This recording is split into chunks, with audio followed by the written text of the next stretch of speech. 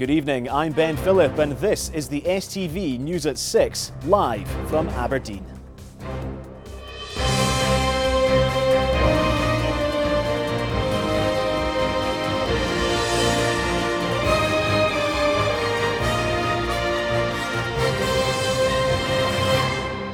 Winning that gold medal was possibly the perfect ending to a week which there'd been a lot of media attention around the incident with Sun Yang at the podium. I'm just wondering, why did you decide to take that stance? Yeah, so I took the stance, not to shake his hand on the podium, but it was, even though it was his hand that I wasn't wanting to shake, it was nothing to do with him and it was nothing to do with China. It was more about clean sport and promoting clean sport. This airdrop behind me gives an impression of what it might have been like in September 1944 for men like Sandy. Here at Ginkle Heath, one of the major landing zones just 9 miles away from the city of Arnhem. It was thought the Allies would land without much German resistance, but the reality of what did meet them here was absolutely terrifying. Well, here at the Sir Alex Ferguson Lounge at Pittodrie, it really isn't difficult to see the lasting impact and legacy this man has had on Aberdeen Football Club. It was here in the 1980s that he turned Aberdeen into a force to be reckoned with in Scottish football, leading them to 3 Scottish titles, cup wins, and most memorably, making them the last Scottish team to lift a European trophy. It's a bird's eye view like no other. Mara, the white-tailed sea eagle, patrolling the skies above Orkney, carrying out her new role as a pest controller for local farmers.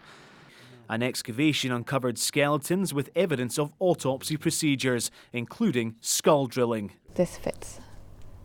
Just exactly. Bang on there, yeah. Prince Charles coming to open the fish market in Peterhead today is a huge boost to a town which relies so heavily on the fishing industry.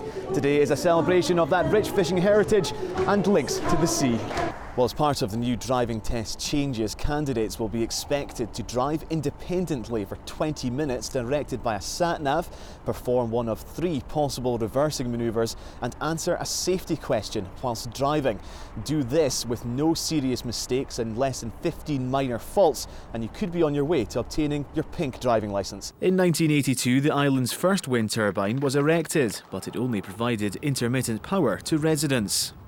These solar panels and wind turbines behind me aim to transform the lives of people living here. From the small changes like not having to use one of these after 11:30 at night to the bigger social and economic opportunities that could be created on the back of this pioneering project. Well, as someone who grew up in West Hill, even I can see the amount of change this once rural and sleepy village has experienced.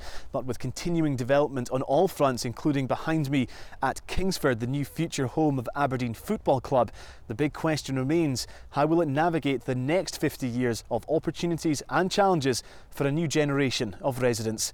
Ben Philip, STV News, West Hill.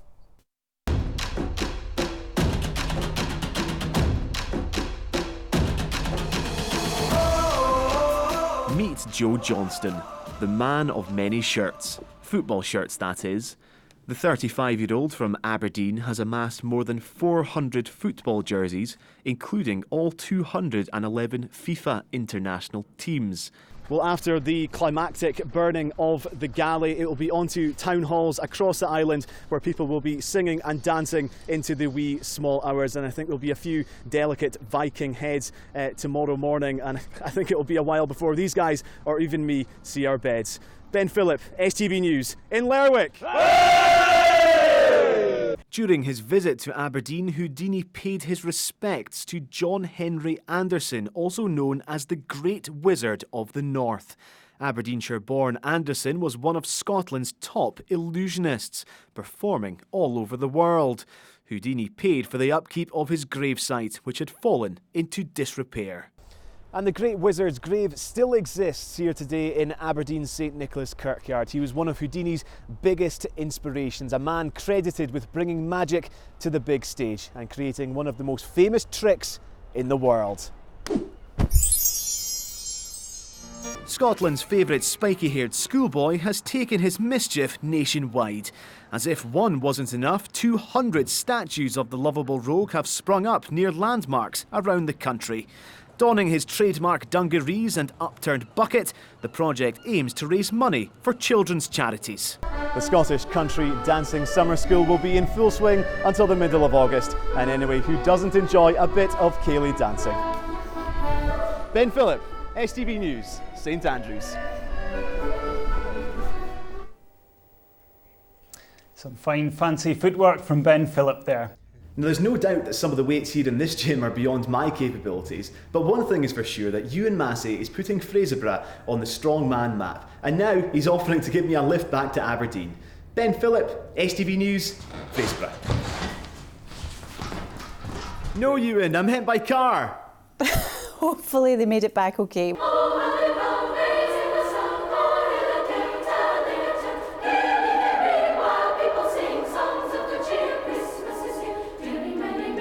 Christmas cards have certainly come on a long way since the Victorian era.